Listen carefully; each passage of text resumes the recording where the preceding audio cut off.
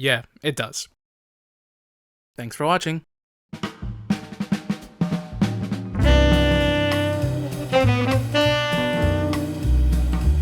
After a reveal trailer that had everyone on the fences, and a multiplayer reveal event that broke the fence, the first weekend of the Battlefield 6 beta has come and gone, and it was surely the most beta that has ever betaed. The time had finally come for the Battlefield Studios team to finally show off what they've been making for the past 4 years to the rest of the world. And luckily for them, it did not disappoint.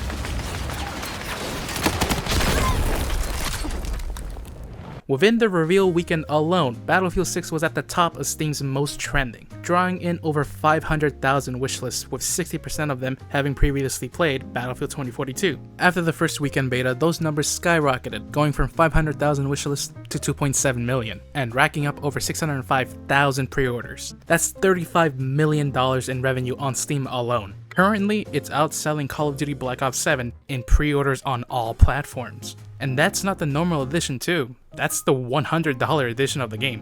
On Steam, the beta peaked at 521,000 concurrent players. For comparison, Call of Duty's peak player count on Steam is 491,000 players. Across all platforms, the beta's first weekend managed to get more than 5 million concurrent players at one time. The second weekend reached 20 million players at once. Battlefield is back, and boy is it fun to be excited about something this year. If it wasn't obvious enough, the general reaction for the beta has been very positive. People have collectively come together to agree that Battlefield is indeed back, as the game has managed to do what other AAA games have been struggling to do for a while: provide the player a fun and enjoyable experience. One that can be enjoyed by all ages, from the boomers of old to the zoomers of new, and the elitists in between, all in a sandbox-like experience where anything goes. Hell, Battlefield 6's best piece of marketing didn't even release until the beta was over, when Activision decided to unveil Black Ops 7 gameplay to the masses, which sealed the deal that 2025 will just be another repeat of 2016. The want for a new Battlefield game is bigger than ever before, and boy is it glorious to experience it firsthand again. If it isn't obvious to you already, I enjoyed my time with the beta. I'm excited for the game. Just going off my stats from the first weekend, they are yelling at me that I desperately need a life. At the end of the first weekend, I had a total of 40 hours played, and once the second weekend ended, I added an extra 14 on top of that. Words cannot describe how nice it is to say I played Battlefield to somebody else and not sense a feeling of sorriness because of the franchise's reputation as of late. Shit, the beta was so good, I might just pre-order the game. But wait a minute, Cosmonaut. Didn't you make an 18-minute video telling people the dangers of pre-ordering a DICE-made game, making you a hypocrite if you do so? Well, Strawman, I just made up, I did make that video. In that video I made 6 hours before the reveal trailer released, I told people don't pre-order because of a CG trailer designed to get you excited. The true test of arms comes when you finally get your hands to play the game for yourself. Only then is when you can decide whether or not to actually give a shit and want to support it. Of course, it's best not to just give them money up front with a mere promise of a game. But ultimately, I'm not going to be the one that decides for you whether or not you should pre-order. The decision is still yours to make. I just reminded you of their track record. And the funny thing about all of this was that by the time I made that video, I already played the game. A couple of weeks ago, our community manager, Total FPS, gave everyone the green light to say that they playtested the game early through the Labs program, without the fear of EA's Men in Black knocking at their doorstep, with the fine print being that people still cannot show the gameplay from these tests that may or may not exist. All your favorite Battlefield creators are now comfortable in saying that they have in fact played the game early, pulling off the masks to their quote-unquote informants to reveal it was them all along, including me. I got lucky and was part of the Battlefield Labs playtesting, And yes, I can't show you any footage from these tests because it's still content you guys haven't played with yet. I can say is that I was extremely impressed that what I got to play was an alpha, and it felt leagues better to Battlefield 2042. Not really saying much, but you know what I'm trying to say here. And even after getting the chance to play the game early, I still made that video. But where I was impressed with the alpha testing, I was blown away by the beta with all the improvements they've done since I last played it. My first impressions were already off to a good start, but getting to play it with friends felt like a new experience, making 30-minute long matches pass in a blink of an eye. That's the big reason why this beta struck me differently opposed to the alpha build I got to play. It was because I got to play with my friends. The point of this video wasn't don't pre-order because of some high and mighty way of thinking. The point was, don't reward EA and DICE for the idea of a game. Reward them for a finished product. Don't give them money because a trailer was good. Give them money when you know the game itself is good. First impressions are everything now. A game can have the best marketing team that money can buy to sell you the product, but marketing nowadays mean nothing when the product we get in hand is nothing like what the trailer depicts. Nowadays, a game can live or die whether or not the Steam review page is nice to it on release, or if YouTubers are positive about it. Hey y'all! A game can release and be so bad that it genuinely starts to feel like it was intentional. It can drag itself out of the rubble over time with every update that fixes the mistakes of the past, to the point it eventually starts to look like something that's worth buying, or at the very least worth getting on sale. A redemption story is something that everyone likes to read about, but the redemption of a game isn't really impressive to people anymore. No Man's Sky happened once and should be a cautionary tale as to what to avoid, not something to try and mimic. People don't want to wait for things to get better. They want their stuff to be good on release, not 3 years down the line. The patience a community has for bullshit grows thinner every time something avoidable just manages to happen. And for Battlefield, that patience is next to nothing. Battlefield 6 has luckily given the impression to players that there's hope for the release, that there's hope for something good to come out of this year. And sometimes it's just nice to be excited for something. So while I cope with the fact that I have to wait till October to play the game again, I want to spend some time and just ramble about the game, both the good and the bad. Yeah, I know when talking about multiplayer, the first thing that people want to talk about is the class system, weapons, and vehicles. But the maps you find yourself using all that stuff is something that's far more important to really talk about. You can have the best weapon handling, TTK, and vehicle gameplay in the world, but if the maps that you have available to play with are absolute dog shit, then what the hell is the point of any of it? You can have bad gameplay with amazing maps. You can't, however, have amazing gameplay on bad maps. I don't make the rules. You just can't. When done well, the maps complement the gameplay. Hell, sometimes it can be the saving grace for an entire game. But if not done well, the gameplay can come to a screeching halt.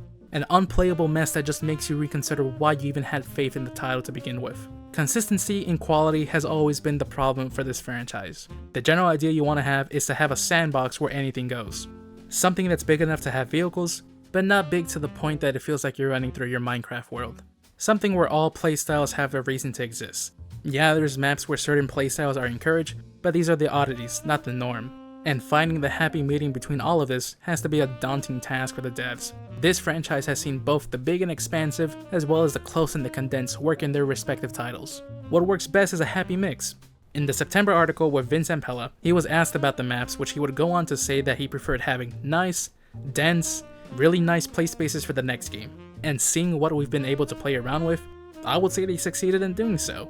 The 4 maps we have on offer are very great in their own unique way, each showing off the destructive capability of the new tactical destruction system. While I like Liberation Peak because it's the only map in the beta where I can fly around in a jet and attack helis, I actually think the best map from the beta would be Siege of Cairo. Seeing street-to-street urban combat, with tanks and IFVs ringing up the rear, is something that just fires my neurons like you have no idea. I like that this map not only perfectly caters to both styles of play, but does it where you can still have parts of the map where only one of them is viable. Tired of IFVs and tanks? Well then go further into the map and fight for control points that only infantry can get a hold of. The rooftop snipers were fucking annoying. Luckily enough, I didn't really encounter them as much as I thought I was going to after some big YouTube channels highlighted the exploit, but these pests are nothing a good old grenade launcher can't handle. With a couple of tweaks, I feel like Siege of Cairo could actually turn out to be this game's standout map on release. It's definitely the standout map in the beta, but that's not to say that the other maps were bad. Iranian Offensive is more or less the same, but with more verticality to the map. The C flag just exists to showcase the destructive capability of the game, but I kinda wish it was bigger, you know? The capture point how it exists right now is okay. For some reason, I wish the floors themselves were bigger. Or fuck it, just give us a 3rd floor. why stop at 2? The rooftop snipers are back in full force, and if you thought they were annoying in Cairo, holy shit are they insufferable to deal with here. And that's not an overreaction as well. If you were unlucky to encounter anyone on the rooftops on this map, you would know just how annoying they were to deal with. Thanks to the verticality of the map and a lot of these building structures just being tall to begin with, it created environments where if someone was on the rooftops, they would be next to impossible to actually deal with from the ground, because they would literally have the high ground. But weren't you just praising the map for its sense of verticality? Yes, when the verticality is intentional. Luckily, aside from the assholes who are ruining the fun from the heavens above, the map has some easy readability when it comes to knowing which second floor of a building can be used as a vantage point. But even so, the verticality of this map doesn't come close to Empire State. Empire State is our first taste of infantry-only gameplay, and I actually really liked it. Heresy, I know, but I don't know. It reminded me of Fort de Vaux. Personally speaking, I've never been a fan of infantry-only maps in these games. In a franchise known for its combined arms warfare, I tend to always play around with the vehicles, so the thought of an infantry-only map always sounded fucking boring to me. But for a map that pops up every now and again, yeah, they're fine. They're nice maps to have if you want to focus on unlocking weapons and attachments. So for a map that I'll only be playing once in a blue moon, I think it's going to be okay. Liberation Peak is, well, it's Liberation Peak. Now, I'm not going to lie, 75% of my playtime on this map was used up by testing the vehicles, and whenever I was on the ground, it was a 50-50 split between whether or not I was enjoying my time or wanting to end it all. And I'm pretty sure everyone else had the same thought process when playing this map. Of course, it can be enjoyable. The fight for controlling this flag was always the highlight of each round spent on the ground. But besides this, the map was kind of whatever, I'm not gonna lie. The support class are literally going to be the deciding factor whether or not your team wins when the ticket count is too close to call. The modes on offer are pretty much the norm for each Battlefield game. You have your all-out warfare with Conquest, sector-to-sector pushes with Breakthrough and Rush, and the mind-numbing instant respawning of the rest. I actually like that Conquest in this game, kills actually matter again. Not only is the ticket bleed affected by the flags you have under your possession, but ticket bleed is also affected by skipping revives. So to anyone saying to just PTFO and that kills don't matter this time, well, you're only half right. Just as much as you need to PTFO and actually capture the command points, you do actually need to lock in and make sure that no medics come in and revive the person you just shot. Breakthrough's enjoyment is very map dependent, so is Rush. There's times where you get true Battlefield moments injected into your veins with every push, but there's also times where it makes you wish you never gave this mode a shot. Every majority of the time, the latter half is going to be what you feel for the most part. I also don't understand why these two modes aren't 32v32. That is very disappointing to me, especially for Breakthrough. You would expect this to be right up there with Conquest in terms of player count, but it's not, and it feels weird. I know that Rush is going back to their Bad Company roots when the mode was just called Gold Rush, and making the mode 16v16. Battlefield Studios did have to come out and clarify that we'll be able to change the player count to these modes through Portal, and yeah, that's cool, but my fear for that would be is just how frequently are people going to actually use Portal for stuff like this. If you played 2042 over the past couple of years, you would know that the community is really boring when it comes to Portal. So yeah, I don't really have confidence in seeing these modes in Portal with just updated player counts. And it doesn't end there. Team Deathmatch is, well, Team Deathmatch. So is Domination. They're more or less what you come to expect from these modes, but King of the Hill was surprisingly good, but I just wish it had more players. When it comes to the other modes in the beta that aren't Conquest, there is always a feeling of something feeling off. Could it be having insta respawning for most of these modes? Or could it just be the default player counts being very low? Or maybe having the play spaces be better suited for the players on the map? Who knows? Now I know that I'm only going to end up playing Conquest in the game. Each Battlefield has always had that mainstay game mode that players will pick and predominantly play throughout the life cycle, simply because it feels best to play on. In Battlefield 4, it was Conquest. Battlefield 1, it was Operations. Hardline was Blood Monday. Yes, that was the best mode in the game. I will die on this hill. And if the beta was anything to go off, it feels like Battlefield 6's best game mode is going to be Conquest. Because overall, it was the mode that played the best with the maps, but the maps themselves were also another thing. Even though for the most part I really like what we got to play on, they are also some of my biggest complaints with the beta. Siege of Cairo, Iberian Offensive, Empire State, and even Liberation Peak are all maps from around the world, with drastically different map layouts and flow to them, but yet they all still somehow play the same way from one another. All smaller scale maps will focus around armored infantry engaging with one another in dense battles. I know that Liberation Peak is the outlier here because it's not a dense urban setting, but it's our only map in the beta where we can play with jets and attack helicopters. But even then, the infantry fighting on the ground still feel exactly like it does on the other maps. I gave a lot of praise towards the Siege of Cairo being the best map in the beta, and yeah, I will still say that. If you're playing as the infantry, the map has IFVs and main battle tanks. IFVs worked fine, but did we really need a main battle tanks on the map? Tanks like the American Abrams and the Polish imported Leopard 2 felt very shoehorned onto the maps. They just don't belong. I feel like a better alternative for the map would have been if the IFVs were paired up with the Amtraks from Battlefield 3 and 4. Hell, just pick one. Have Siege of Cairo be the map with IFVs, and Liberation the Offensive to be the one with tanks. I have a strange feeling that tanks might work better on that map. Also, why do we have access to both of these maps? They both are pretty much the same maps and offer the same style of play. Very dense urban maps with heavy armor to play on. I feel like one of these should have been left for release. I know the big complaint people have had with the beta has been that these maps feel small. It's smaller than what most think a Battlefield map should be. I'm not saying that these maps being on the smaller side of things as that being a negative towards the maps. These maps are still fun to play on. After 2042, we asked for smaller maps, and we did end up getting them here. But I feel like the main problem here is that there are no dead zones. From the moment you spawn in, you're always 10 seconds away from another engagement.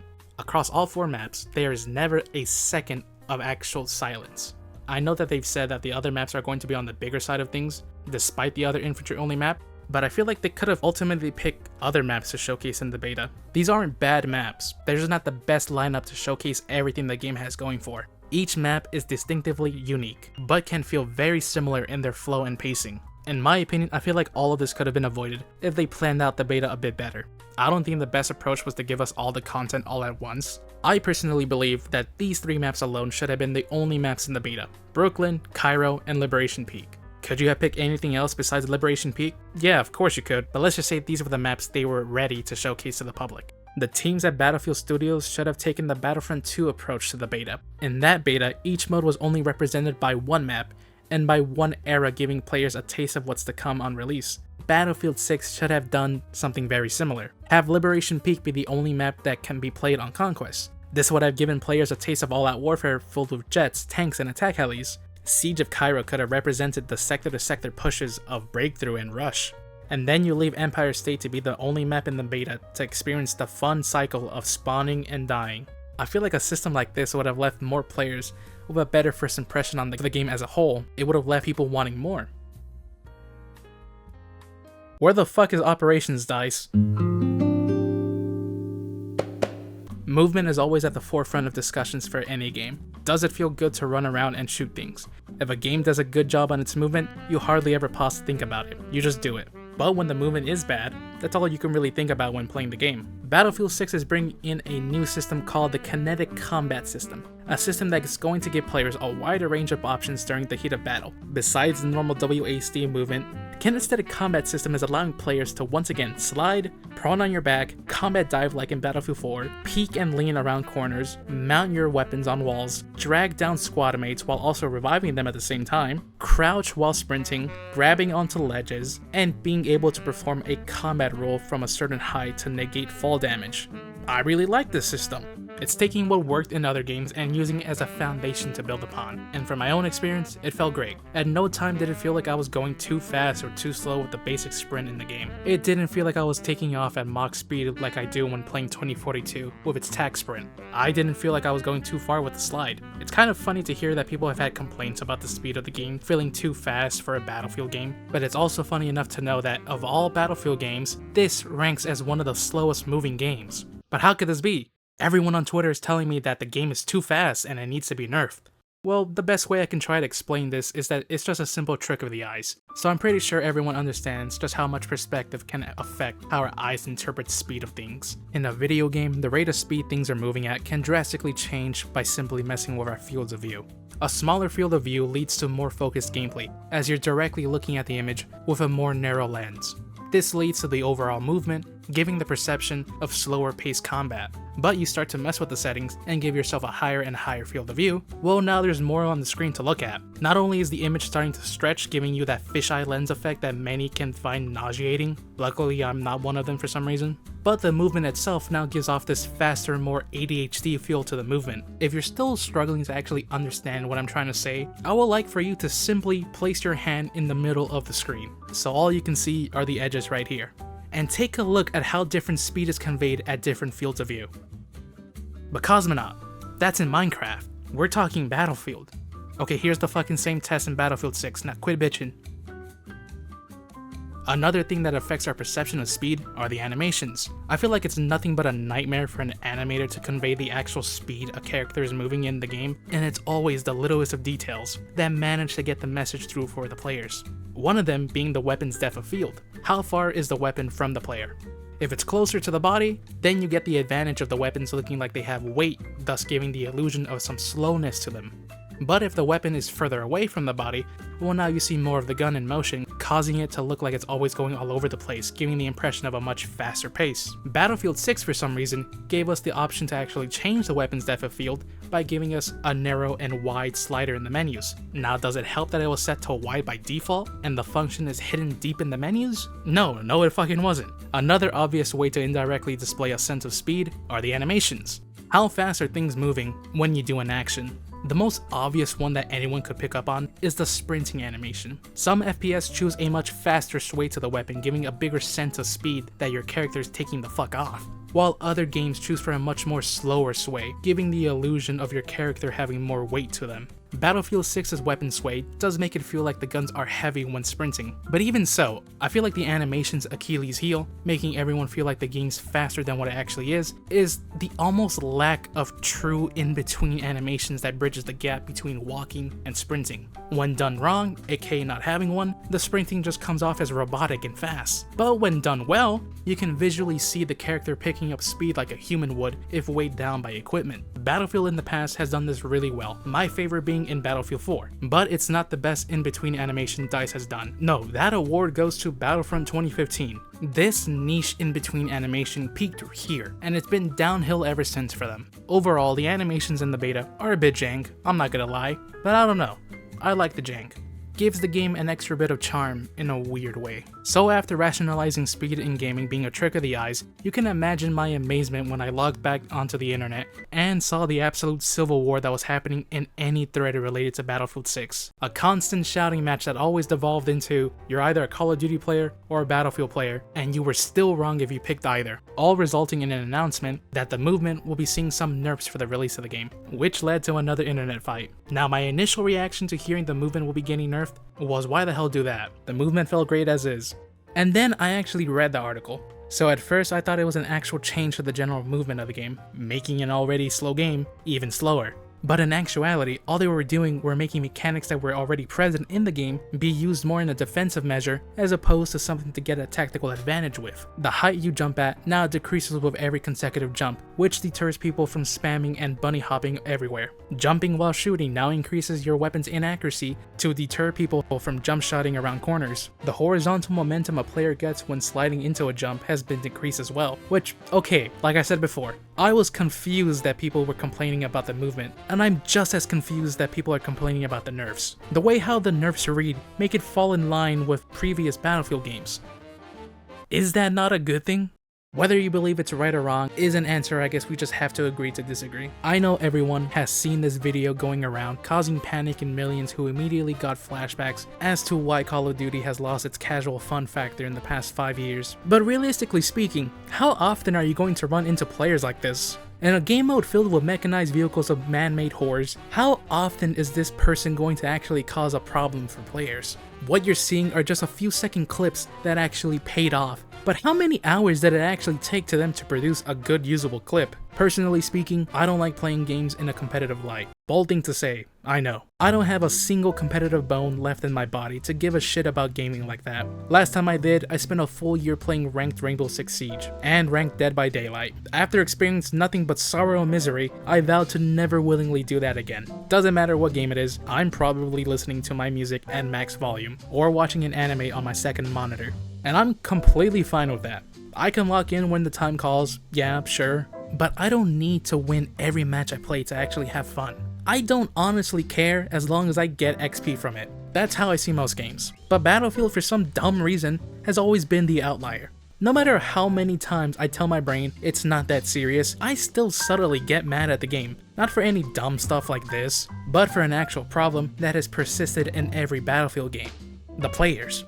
Medics not medicing, scouts not scouting, supports not supporting, engineers not engineering, the commander not commanding, and the entire attacking force refusing to push up and take the objective. But what's been infinitely more annoying has just been the discourse over all of this. I love how we're witnessing a repeat of what happened back in 2016 between Battlefield and Call of Duty, a fan base that constantly gave new games a chance, only to be disappointed with the same old, decide to jump ship to head over to the next best thing releasing at that time. It's funny to see it happen, and I'm glad people are voting with their wallets, since that's the only real proven way that companies will change. But this time around, what I've noticed is that people are coming into the franchise with an idea of what Battlefield is that isn't truly the reality of what Battlefield actually is. People right now are having some revisionist memory about Battlefield being this franchise that's always been grounded in reality, like a milsim game would be. A true representation of war, one devoid of any goofiness or movement tech.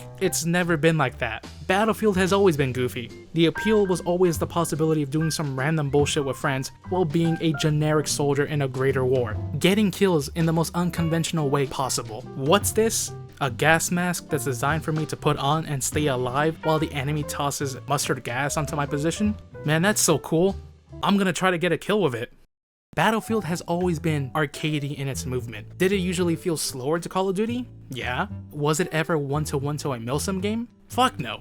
Battlefield served as a stepping stone for players to venture out into the greater realm of milsim games. Yeah, that's true, but it was never itself a milsim game, just a place where milsim larpers like to congregate to tell others they play milsim games. Movement tech has always been a thing in Battlefield games. It's not a new thing that sprung up out of nowhere in the past 5 years. The bunny hopping of Battlefield 3, the pouch surfing of Battlefield 4, the B-hop slide of Battlefield 4, the Zao Zao of Battlefield 4, and whatever the fuck is happening here in Battlefield 2. Movement tech has always been a thing, but it always delved into a if you know type of category. Never truly being abused by the masses, but always by the annoying 1% on PC. And in a match filled with 63 other players who don't even know about it to begin with, you don't ever get to see it for yourself in-game. People see these edited clips on Twitter and go into a Vietnam flashback-induced frenzy, scared that no matter where they go, they will continue to find the people that sucked any fun Call of Duty had left. So as a response, they lashed out.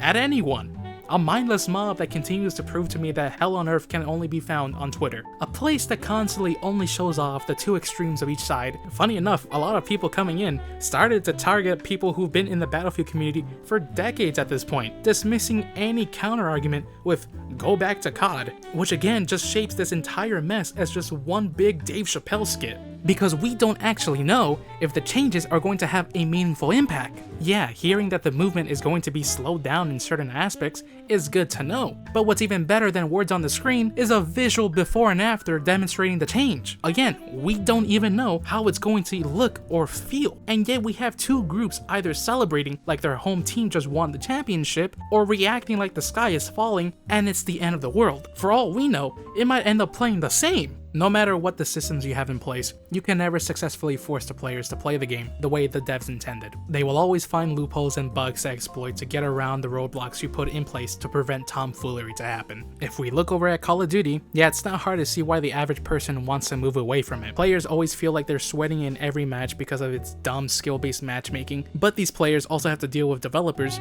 who feel like are only encouraging this with each title. It feels like they're only catering to the 1% of players, content creators, feeling like they don't have a say in the franchise that many have dedicated years upon years into. And in Battlefield, with every other game having different feel to its movement, players always end up playing more or less the same, down to players not even playing the objective. Yeah, every now and again you're going to run into people achieving things that the movement wouldn't normally let them, But unlike Call of Duty, these player encounters are always far in between one another, not something you experience every match. The great movement debate of 2025, as I'm going to call it, was sparked when a bunch of literal clip farmers posted their pro gamer skills online in order to bait engagement. The debate isn't that the movement is too fast, the debate is really about players that know how to use and abuse the mechanics at play. I know people are scared that Battlefield 6 is going to end up in the same spot we see Call of Duty currently residing in. Yes, we did see one person abuse the momentum they get with one slide, but to the new fans of the franchise, I can guarantee you that the greater Battlefield community isn't one to see something like this and try to replicate it.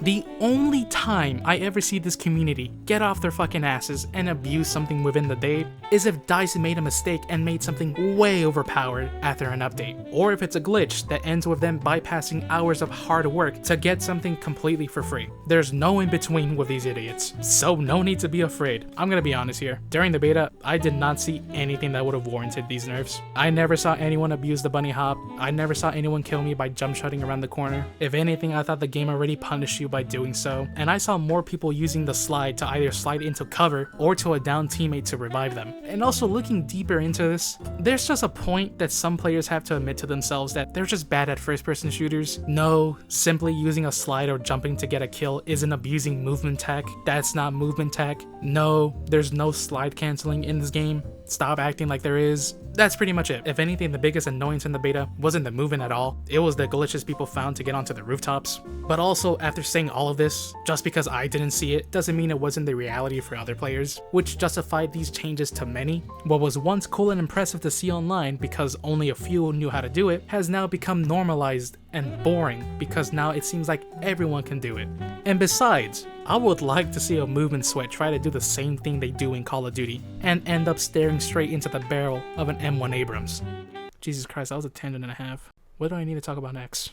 Oh yeah, the parachutes. The parachutes confuse me a lot. So during the alpha, parachutes had the mobility of 2042 parachutes, while also having the weight and speed of descent as the ones in Battlefield 5. Honestly, I really like them like that, but in the beta they turned them to feel exactly like Warzone parachutes. They have this weird gust of wind that propels you upwards like that one power-up from Mario Wii. They just feel odd and out of place now. The weapons themselves feel very okay. I personally like the time to kill in the game. It doesn't feel too fast or too strong whatsoever in my personal opinion. Funny enough, the TTK feels faster than what it was in labs. ARs are fun to play around with. SMGs and carbines are beautiful at close range and are extremely deadly if you equip the green laser and just crouch and hipfire enemies. It basically beams them. Shotguns are, well, they're shotguns. They've always been either extremely overpowered or as effective as throwing a 2x4 Lego brick at the person. Shotguns here feel exactly how they feel back in Battlefield 1. The only reason why it felt like everyone was using them was because for some dumb reason, the default assault class had it equipped.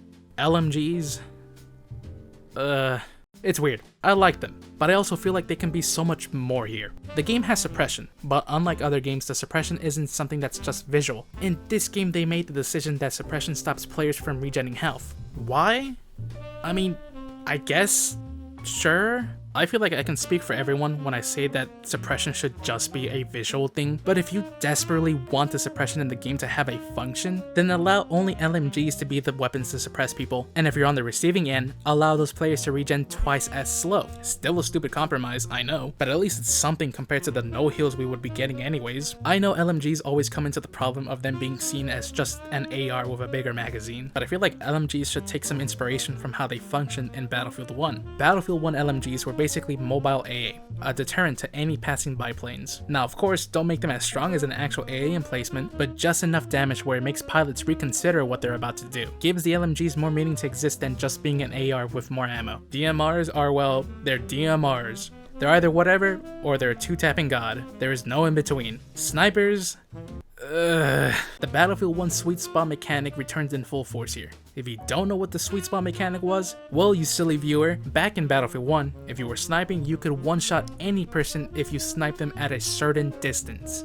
Whether you like this mechanic or not, depends whether or not you like Battlefield 1 as a whole, as normally I see people who don't like the sweet spot mechanic being people who don't hold Battlefield 1 to such high regards, as other people who do will also end up liking the sweet spot mechanic. I myself find myself in the middle, neither liking it or hating it. It just exists, and I think it's pretty neat. And here in Battlefield 6, it's bothering me, I'm not gonna lie. Here, whenever I'm sniping, I constantly hit targets for 80. If it's not a headshot, it's always for 80 damage because I'm not in that stupid sweet spot area where that 80 damage would have been a one-shot kill. It is genuinely getting on my nerves, I'm not going to lie. But when you do find that sweet spot area, it's over. You can go on some pretty crazy sniping sprees that do bring me back to the heyday of Battlefield 1. Oh, and I do like that in this game there is a visual representation of being in that sweet spot area. If you see the sniper gland being a neutron star instead of it just being white. So thank you DICE for visually showing me that no matter what I do, I am dead in the next 3 seconds. While I think the movement of the game is pretty good, and the general gunplay feels great this far into development, my negativity from the game actually comes from the class balancing. The 4-class system of Assault,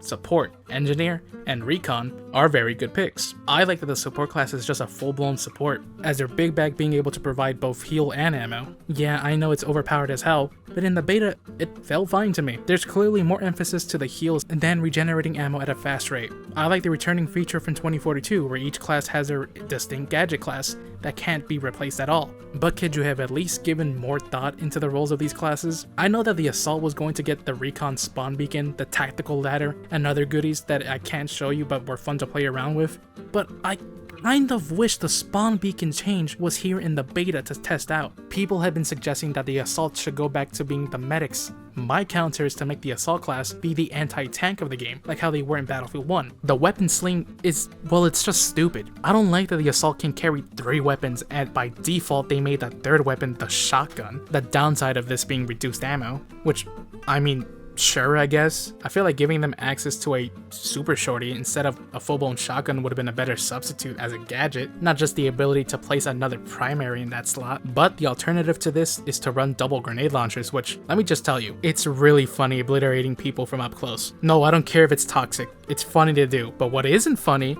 are the fucking engineer players. During labs, DICE wanted to promote better synergy between the vehicles and the engineers, as they felt that this was a thing that was lacking in previous titles. So their answer to this was to give engineers double fucking launchers. In the beta, engineers are allowed to equip Stingers and the RPG-7 at the same time, leading to any vehicle players not having a fun time, as theoretically the entire team could be going for them at any moment. But to make things worse, each launcher has 5 fucking missiles. And if you think it was bad now, imagine how it was during the alpha. In the alpha, engineers had access to the RPG, the Straw, the Stinger, the recoilless M4, the Javelin, motion sensor mines, tripwire sensor mines, heavy pressure plate mines, and the fucking EOD bot. Yes, this game saw a vehicle player and said fuck you while blowing it up. And to make things even worse, they allowed players to use this anti-vehicle trap that not only did 50 damage to any passing vehicle, but had a huge radius that a vehicle could activate it from. Another thing I do have a problem with is just how much intel oriented the Recon is. Auto spotting when zooming in, hidden markers or wall hacks,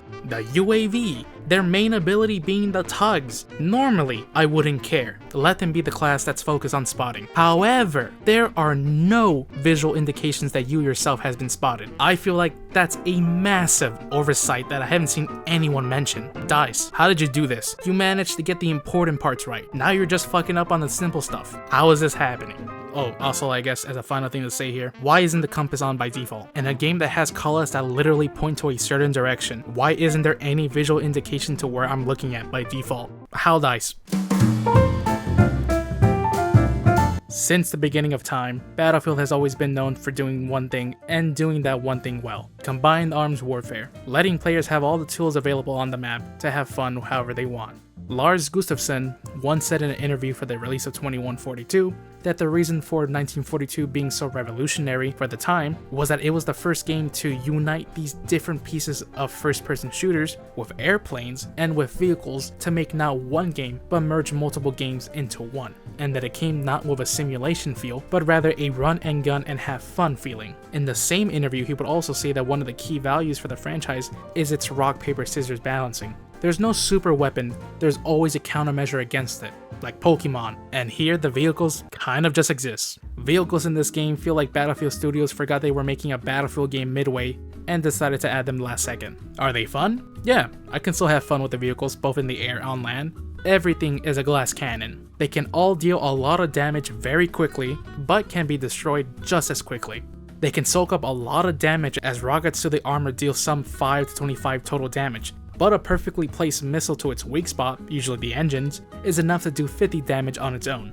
So engineers can literally solo a tank or a jet, or anything on the map as a matter of fact, with a perfectly placed missile that can only be shot at one specific angle. Vehicles in Battlefield 6 are very high risk, high reward. IAVs like the Swedish CV-90 and the American Bradley are extremely fun to play with on maps like Cairo and Iberian Offensive, but the main battle tanks just feel weird. Like, they do their jobs really well. Their main cannon is destructive and powerful, and their weapon turret is just as powerful and responsive, but they just don't have a map where they can truly shine. Cairo is not a map for them to be on. Even on Liberation Peak, they just feel out of place. I don't know how else to explain it. Continuing the list that proves that vehicles were done as an afterthought in the game are the air vehicles. Just like vehicles on the ground, they have their moments, they can be fun, but they have their problems. Problems that genuinely hinder them extremely.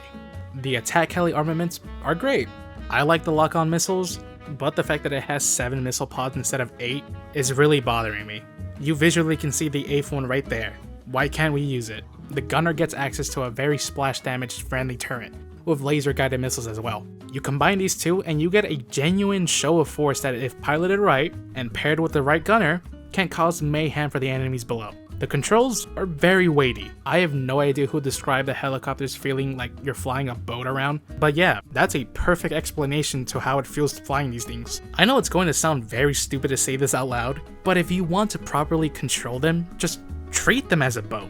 Don't force the vehicle to do the tight turns that you want. It's never gonna work out, trust me. You're going to want to go with the flow and turn with the shifting weight to actually make good turns with the heli. Like I said, I know it sounds stupid as shit to say out loud, but I hope at least some people understand what I'm trying to say here. An easy fix for them would just be improving the turn radius for them.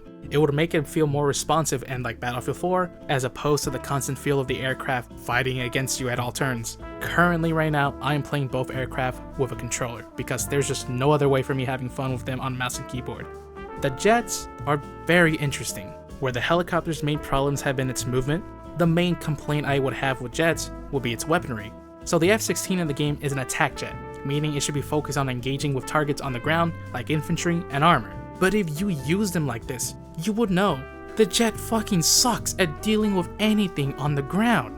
If you do a full strafe on IFV or a tank, more times than not, the ground vehicle would win the engagement, not the jet. The lock-on missiles could lock onto ground targets in theory, but the first-person camera sucks, so good luck using that. Jet-on-jet combat sees the first person to line up their reticle for 3 seconds win, as they do massive amount of damage to other vehicles in mere seconds. And no, that is not a joke. A jet can be at full health in 1 second and be completely dusted off the face of the earth the moment another jet lines up and shoots. It's way too powerful. Engineers just ruin the fun because of their 5 stingers. You are constantly going to be hearing, and you will constantly be hearing, that lock-on beep that has now been ingrained into my brain. Flares are borderline useless for both aircraft, as they only last for 5 seconds. Those 5 seconds are done, and the stingers are back locking onto you. It's dumb. Personally speaking, the thing that's been the saving grace to the jet have been the 2 bombs that we are allowed to use. It gives me flashbacks to bombing random people on Battlefield 1 and 5. It's fun, and that's how I've been using the jet. Not to target any vehicles, but just to fuck around with the infantry on the ground. I know that they said air vehicles are going to be receiving some balances and tweaks, but I want to know how do the main jets feel in the game. The Russian Su-57 and the American F-22 Raptor, jets designed for actual jet-on-jet combat. Are we going to see a repeat of jets disappearing in the matter of seconds? Or are they going to be useless and be best used for helicopters? Or something? Only time will tell. Another thing for vehicle gameplay is the return of attrition from Battlefield 5, something I actually like from Battlefield 5. Yeah, heresy, I know, I don't care. Battlefield 6 has it, but it's not as extreme as it used to be. Ammo does exist, but luckily enough it auto-regens on its own, but the repair stations just give you that ammo automatically instead of having to wait for the cooldown. The repair stations also auto-repair. This function isn't really as useful with the armor as it is with helicopters and jets. Right now the helicopters has had an auto-repair that can only be used if the vehicle health is low enough, but if you go back to base spawn and find the repair station, it will give you full health. I know people have not been having fun with the fact that jets don't have an auto-repair in the beta. Pair that up with every engineer having 5 missiles, it's just not a fun experience. But And I literally have not seen anyone else mention this, but you can also use the base spawn repair station with the jet to regain full health. The trick in doing this is simply fly by the base spawn and reduce your speed to the slowest to start healing. If it doesn't heal all the way, just make another pass at a slow speed and it will get the job done. I have no idea why the game doesn't specifically tell you this. Hopefully the video releases in time so you can actually use this information. But if not, I'm sorry guys, I don't know what to say. Oh, and a funny thing I found out was that both base spawn repair stations work. Obviously with a helicopter you can't do it because the enemy base A is right there and it will eviscerate you. But when I was in the middle of a dogfight in the mountains and I reduced my speed to increase my turning speed, I noticed that my jet's health was going up. I was at a reduced speed in the middle of a dogfight where I'm actively shooting my main weapon at the enemy base spawn, and I was the one getting heals. Brilliant.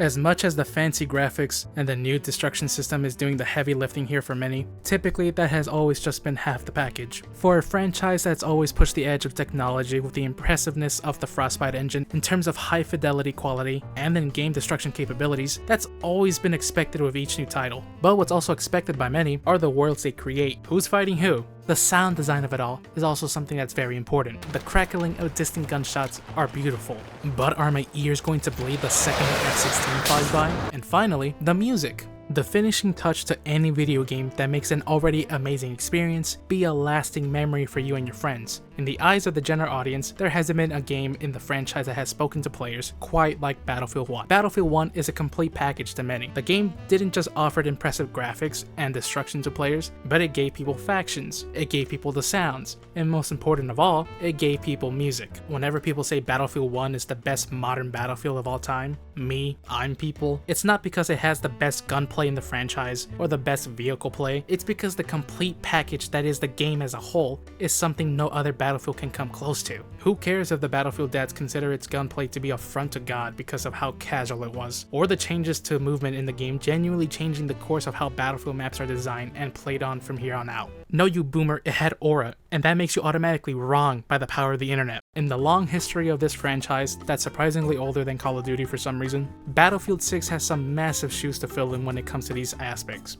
And just like the rest of the game, it does some things great and barely tries with others. To start off the list, let's talk about who and why. Who the fuck is fighting, and why should we even care? In the futuristic year of 2027, NATO begins to break apart, with countries seeing their inability to do anything at all. In the confusion, a new coalition of nations begin to rise, named, well, the Coalition. So NATO in this game are represented by the United Kingdom, the United States, Germany, and Egypt. Meanwhile, the coalition of nations against NATO, Liquid NATO as I'm going to call them, consists of Spain, France, the entirety of the Balkans, Algeria, and North Africa. Okay, Motive Studios, I'm on board. The multiplayer doesn't represent them as individual countries at all though. So in the game we see NATO countries be represented as just NATO, while the coalition be portrayed as the Pax Armada, a PMC backed by all these countries. Ooh. Listen, realistically speaking, this is no different to the past World War games. Each of those conflicts were alliances going at each other. The Allies and the Axis powers of World War II, the Central Powers and the Triple Entente of World War I. NATO going against the Pax Armada are just modern day coalitions that the team at Motive came up with.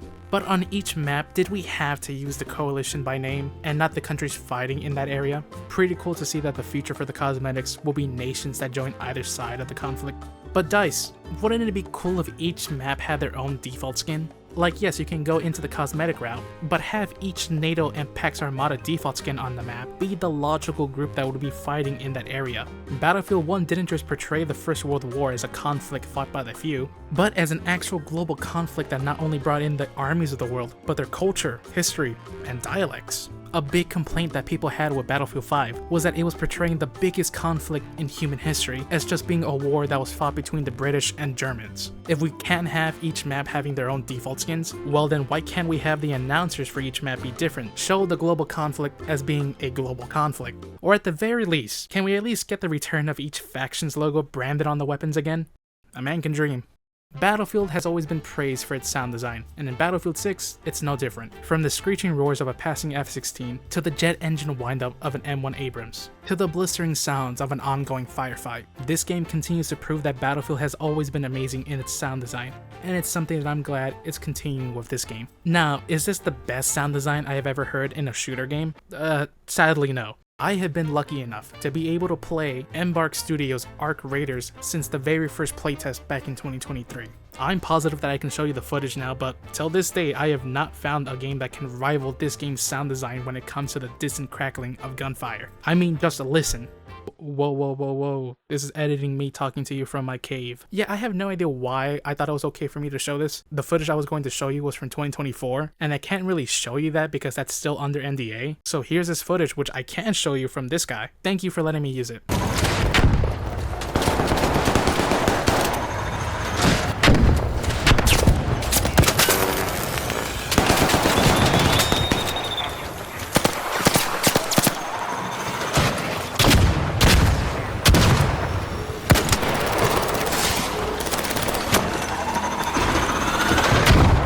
Now again, just because I personally believe Arc Raiders has better gun sounds than Battlefield 6 isn't to say Battlefield 6 is horrible in the audio department. It's still amazing. It just so happens that this game set the bar way too high for me.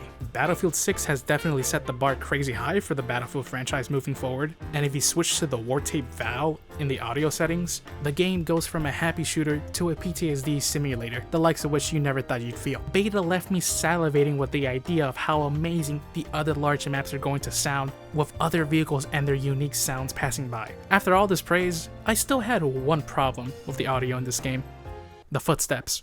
No, the audio of the footsteps themselves weren't the problem. Although they can be drowned out by the rest of the game's sound, you can still make it out through the rest of the noise. The problem stems with just how close they have to be for you to be able to hear them. In the beta, you didn't start to hear footsteps coming your way until they were already on top of you. Other games in the franchise have had clear footsteps, but yet Battlefield 6 doesn't. I'm not advocating that I need to hear them from 50 meters away, but I definitely need to hear them before they're already on top of me. Music and Battlefield have always just been like this. A relationship that just cannot be broken. And over the course of time, we've been blessed with each Battlefield having their own unique sound, from the techno and electronic feel of Battlefield 3 and 4.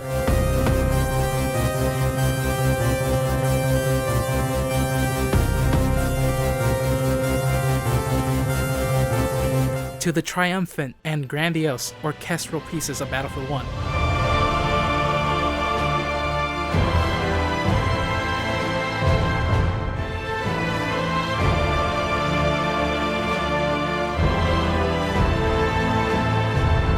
To the somber and anxiety-inducing scores of Battlefield 5.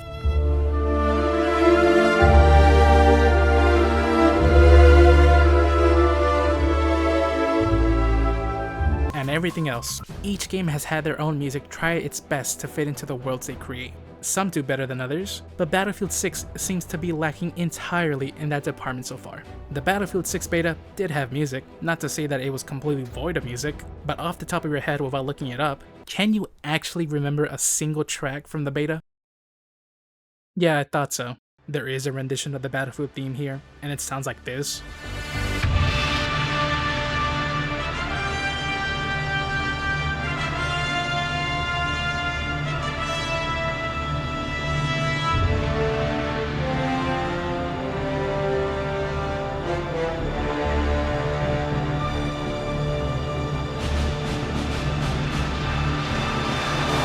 Which, yeah, it sounds alright. I wouldn't put it in my top 5 Battlefield main themes, but it's okay. But during the matches, the lack of any music besides the very quick snippet used at the very start and at the very end becomes very noticeable. Again, to a lot of people, this could come across as a non-issue. But to me, the music is just as important as any part of the game. Music exists to help convey emotions. It exists to elevate the experiences in hand, not just the high-octane moments, but in the mundane ones too. A map could be defined by its layout and flow, but it's given a whole new different personality depending the music that exists on it. The spawn screen is just a spawn screen, but Battlefield 1 showed me that even here, life could exist, with subtle tracks that don't go on to show off some rising action, but tracks that could go on to give life to a map, and for the factions that reside on it. My personal favorite has always been this piece of music that can be found on the 2 for Done maps.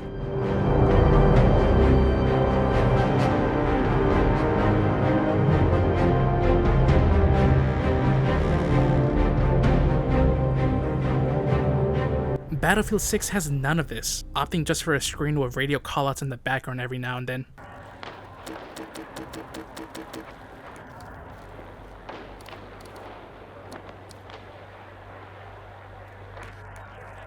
The need for music in this screen isn't really a necessity, but for a beta that had players struggling to find a map's true identity, the introduction of music here will go a long way. Same goes for the intro and end of round themes, but even if there isn't enough time to implement any music for the beginning of rounds, please, I beg you to add music to the end of rounds. If you played any past Battlefield games, you too would know just how much the end of round theme starting up enhances those final moments of each match, and can probably already remember a moment where the music in-game enhanced the game by 1,000-fold. For me personally, those memories in this franchise have never felt better than in Battlefield 1. I know I sound extremely annoying, but seriously, in every aspect of the game, Battlefield 1 just integrated music perfectly, and it's no better on display than its end of round themes. The sudden urge to actually help your team win that round of conquest whenever you start hearing this.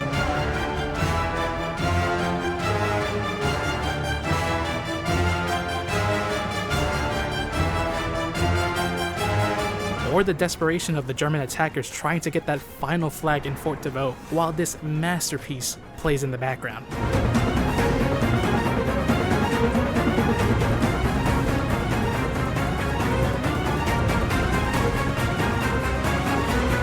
Battlefield 6 is looking to have none of that, no saws whatsoever, and it's really disappointing. Half the time, I didn't even realize the match was about to end until I saw this screen. Now, of course, Battlefield Studios, it doesn't have to be this way. I feel like with the world you've created, it would benefit most not with triumphant music, but with anxiety-inducing music that was present in the early days of Battlefield 5. But even so, you can just ditch these two and make a sound that's completely unique to Battlefield 6. Shit, just look across the pond and take inspiration from those past games. I mean, look at my clip of this end the round segment that normally wouldn't have any music. And now look how much more engaged you are with what's happening on screen when you have music accompanying the final stretch.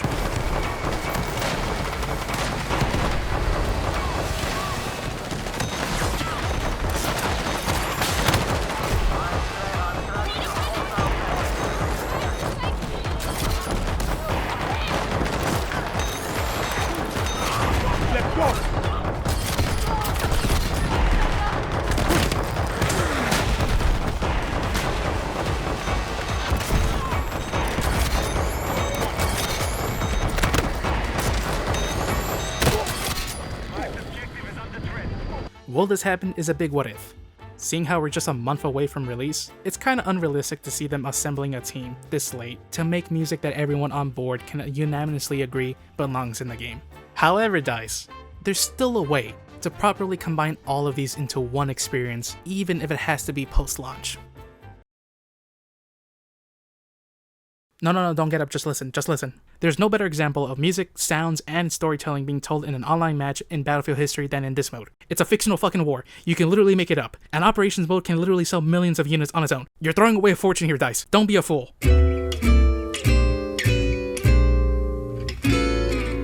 Alright, let's talk about the rest of the game. Usually speaking, a game is always remembered for its graphics and sounds. Does it look pretty? And does it sound well? But what's often overlooked is the performance. How well can it run on old hardware, if it even could to begin with? And I would like to say that it ran surprisingly well on my rig. I am not rich. Any money I do get, I spend it on this. I have been PC gaming on a pre-built that I got back in 2019, right before COVID hit and PC part building skyrocketed in price. 6 years later, and my PC is still a piece of shit. I did upgrade it in anticipation for the game, and yeah, I would say that I benefited greatly from it. My PC was able to run the game flawlessly, staying in that high 90 to low 100 FPS, ever rarely seeing a massive dip in frames. And I like that getting this performance in the game doesn't come at the sacrifice of the visual quality. The game running on low settings doesn't look horrible at all. The detailed settings the Frostbite engine can produce is still capable of shining through even at these low settings. That's great for everyone who wants to play the game. Recently, CBR had a chance to talk with the team at Battlefield Studios about implementing ray tracing in the game.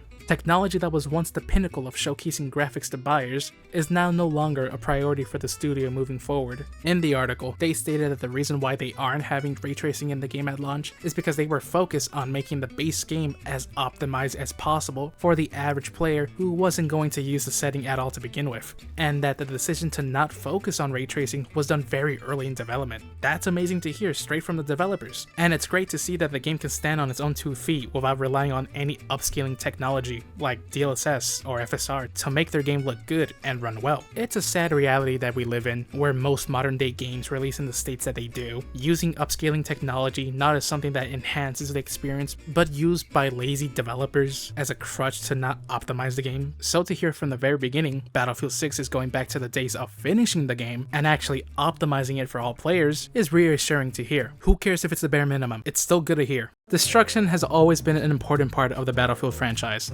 except when it wasn't. Who doesn't like the dopamine you get when you see things blow up and crumbling down? And I really like what Battlefield 6 has managed to do with the destruction mechanic. Gone are the days of numbered destruction. Numbers don't exist anymore. They're banned now. It's all about the new tactical destruction. Destruction isn't just supposed to be a flashy thing to look at, or serve as just a marketing tactic. It's supposed to add further depth into gameplay, from barging through walls and surprising your enemies, to taking down buildings that stand in your path. It should be an element that allows us to control the environment and transform the surroundings for a tactical advantage. Hey, wait a minute, that's not my script, that's directly from the Battlefield Labs article. Now admittedly, is the destruction as complex and impressive as the destruction found in the finals?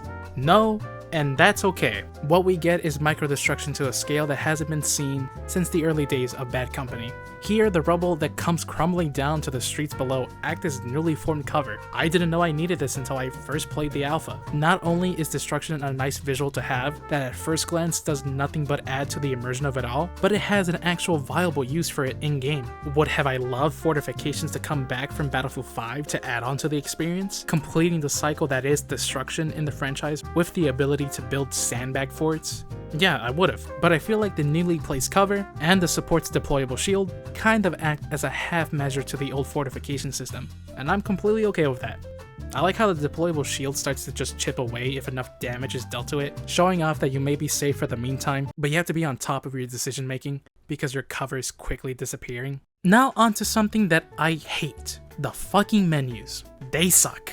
I have no idea why modern games have adopted the Hulu, Netflix, or whatever the fuck streaming model for their menus. Why can't we go back to the days of vertical menus? Why is everything horizontal? The game settings are a mess to navigate. What am I even looking at? It's the Call of Duty menus all over again. I know they just want to overload our retinas with everything the game has to offer, but it gets annoying when everything they're trying to shove down your face is still not everything the game has to offer. You still need to scroll through the menus to find the game mode you actually want to play. Sometimes, less is more, you know? I like how there's been several fan creations that have popped up over the course of the beta, showing off to everyone that we don't have to accept the streaming menus. My favorites have been from Just Frags and Onion Designs over on Twitter. I am glad that they are open to the idea of changing the UI, so you know, that's cool. Or hey, just bring back the Battlefield menu you introduced during Battlefield 1. That was a cool idea, why don't we just do it again? It'd be nice to have a community spotlight tab again for in-game photography. Server browsers in gaming are admittedly a thing of the past. Now the most players do to join online matches, it's just simply pressing the matchmaking button and letting the game do all the work for them. But for some reason, Battlefield has been the outlier in the casual mainstream FPS scene that still use server browsers for the most part. Do they have regular matchmaking? Yeah, but for the most part the community has always gravitated towards using the server browser to really help find the combination of maps and modes they actually want to play on. Battlefield 6 is also shaping up to having these two in the game as well, a matchmaking system and a server browser. However, these two things are not as good as you think they are. The system they have in play right now is just a simple matchmaking solution. You press the mode you want to play and it'll try its best to find you a server that just opened up. If it fails in doing so, it'll just put you into an ongoing match. Pretty okay, right? But as people pretty quickly found out that this system just sucks in general. You are always at the mercy of the game. There's always a high possibility of matchmaking into the same map 8 times in a row. Now I know, it's just a beta.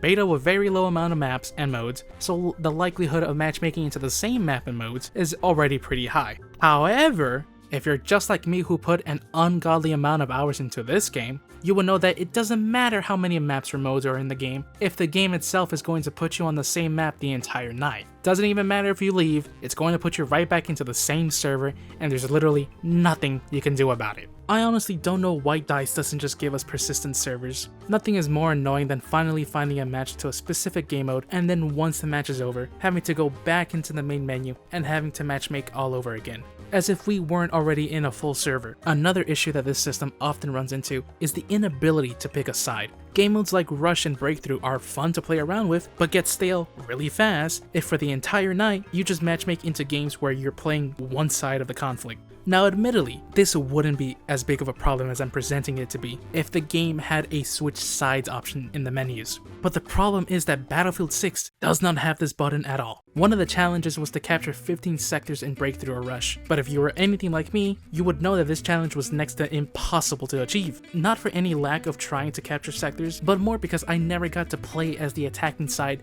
more than 3 times for the entirety of the beta, literally making any progress to this challenge next to impossible. So much so that by the end of the beta, I didn't even finish it. What the fuck, man?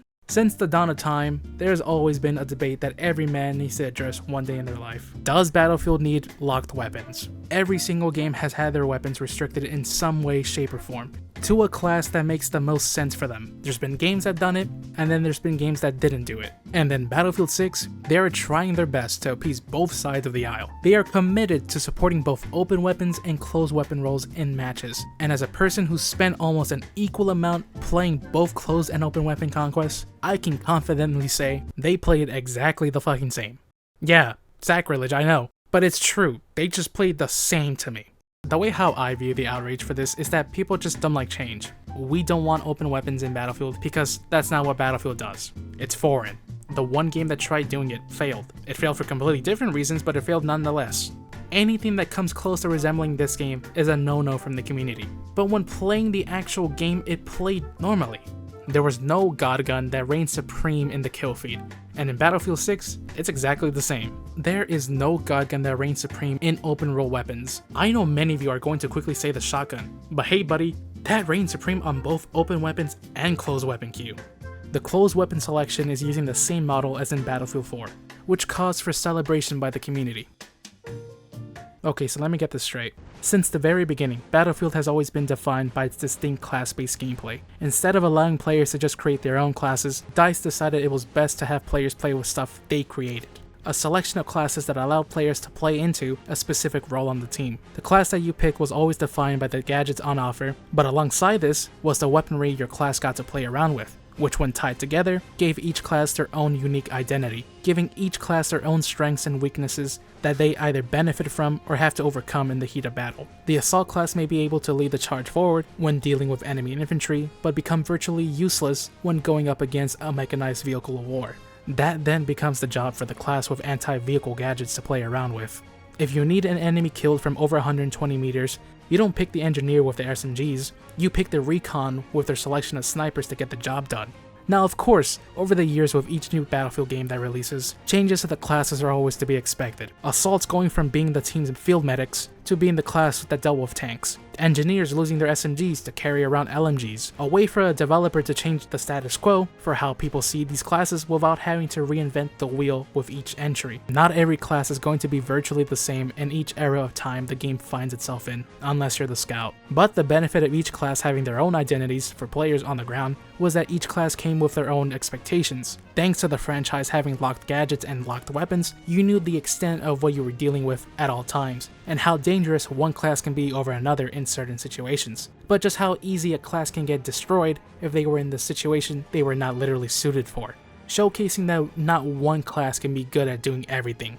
So after all that, you cannot tell me that Battlefield 4 was a good representation of class-locked weapons. There has to be some revisionist history at play here, because how can the community that is actively pushing for the idea of Battlefield to go back to having classes being defined not by their gadgets but by their weapons too, and then go and say just like the one in Battlefield 4? No! Battlefield 4 isn't the game you're thinking about. How did you guys come to this conclusion? A system that sees each class being outfitted and defined by a specific weapon type with no sharing amongst the classes? That's not Battlefield 4, that's Battlefield 1 and 5. Games that actually had class-locked weapons in the exact way people want. I'm sorry if I have to be the bold one to tell you this, but Battlefield 4's weapon pool list was just open weapons with extra steps. What's the point of class locking the ARs to the assault class or the snipers to the recon when thanks to the extra pool of weapons, each class can have another weapon that goes against what the class is meant to play like? People complain about the possibility of recon being able to use their equipment like spawn beacons and tugs to get the upper advantage while using high rate of fire weapons like a PDW or a carbine, but this was already doable in Battlefield 4. Like, am I the crazy one for seeing it this way? Everyone keeps screaming for class-locked weapons, but why are we using Battlefield 4 as the prime example on how this system should be implemented going forward? Is this me saying that Battlefield 4 system is just bad, and that you're just some low IQ Call of Duty player if you think otherwise? No, the Battlefield 4 system is fine. It works, it's great. I just don't want people acting or pretending like that system is a true representation of a class lock system. That's pretty much it. If anything, Battlefield 4 just goes on to show that open or closed selection of weapons doesn't even matter to players at all if the base game that system finds itself in is phenomenal to begin with. Now, is all of this just leading to me to say that I actually liked open weapon selection for the franchise moving forward and that 2042 was on to something when they did it? Fuck no. I thought everyone, both community and developers alike, were all in a mutual agreement that open weapons was a one-time thing that would be left in the past alongside 2042. A funny community meme that nothing ever released in 2021, like how Pacific Rim fans have been waiting for a sequel since 2013. But sadly, it looks like we won't get our way, and that open weapons is here to stay. Now, at first they did say they would let the community decide which system would be used for the game moving forward, but I don't know, it sounds like they're moving back from that, which sure, I guess. All of this is going to do is just split up the community even more throughout the servers. I would totally believe Battlefield Studios is committed in supporting both open and closed weapons if they didn't try their best to hide closed weapons in the menus. If I was in charge of making decisions with the team at Battlefield Studios, I would have two ideas in mind, one being a more realistic approach and the other just being a pipe dream of mine. The realistic option is a strict class weapon selection that sees no one weapon type being shared among all four classes. Of course, have the main weapons be class locked, but stuff like, let's say for example, the shotguns be only usable to classes like the assault and support, the carbines shared only between the engineers and support, or have the DMRs only available to scouts and the assault. That's it. I want something that blends in the freeness from Battlefield 4, Hardline, and 3, but with the strictness that came from Battlefield 1 and 5 system. Now, of course, you don't have to agree with me. This is just my solutions for the system that isn't just a carbon copy of another game. If you like Battlefield 4's system, then good on you. But that was just the realistic approach I have. My pipe dream of solving this problem isn't just having a strict closed weapon system like in 1 and 5, but it's having faction locked weapons.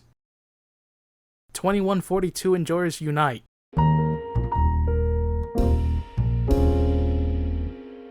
There it is, Gary. There it is. Battlefield 76. I liked what I've been able to play with so far. I thought the beta was a great leap from the build I was able to play with in labs. I of course still have my problems here and there, but luckily, unlike 2042, they aren't some big jarring issues that can't be fixed in time for release. I'm mainly talking about balancing in vehicles, because it'll be sad if the vehicles end up sucking and the infantry gameplay is awesome. It'll literally be the reverse Battlefield 5 launch scenario for me. I hope the other maps on launch do offer more of those Battlefield moments, as I don't think this was the best selection of maps to be people's first impression with the game. And I hope that the campaign and the game's lore don't disappoint. This beta has just proved to me that they have a very solid foundation to stand on, and hopefully they can pull through for the launch. If the beta has given you the idea that this game is worth pre-ordering, then by all means, pre-order. Like I said in that video, don't pre-order because you saw a flashy trailer, wait till you test the game to make that decision. I myself probably still won't, even after becoming a gremlin during the beta. I'm completely content with just buying the game on launch like the rest of you. I'm hopeful for Battlefield 6. It's on the right track, and everything around the game, for the most part, remains to be positive. With so much positivity going around the game, how can they possibly mess all of this up? Oh, that's the catch. Can you tell that I've been losing my voice? Yeah, I'm pretty sure you guys have already seen this, but EA is trying to make Battlefield a franchise with yearly releases. A franchise isn't good because it releases every year. It's good because there's proper time in between each game that allows players to confidently purchase a product without the fear of it being obsolete in a year's time. The tides are shifting to finally overtake Call of Duty and have Battlefield be the game that makes stupid amounts of money year after year. It feels like the success of Battlefield 6 will determine whether or not EA goes down this direction. It's very easy for an IP to be ruined because of greed. A game could be shaping up to be the best thing since sliced bread. All of that hard work and effort can be derailed by one simple fuck up. So what will it be, EA? Do you want Battlefield to succeed? Or do you want a quick payday? The choice is yours, Western publisher. Honestly, it would be nice for Battlefield to finally take over Call of Duty on the world stage when it comes to sales year after year. But in order to have that be the reality, Battlefield has to become the very thing it was set to destroy. Then what the hell is the point of trying in the first place? At the end of the day, when it comes to who makes the most money, I don't really care about Battlefield making the most money. It's Battlefield. I'm gonna play the game even if I wasn't making dumb videos. I don't need Battlefield to win. I just need Call of Duty to lose. Besides, we all know what's the fight between these two giants going to result in. Looks like you and I are in-laws, eh, Squidward? But that's impossible. If Snelly didn't win, then... I know what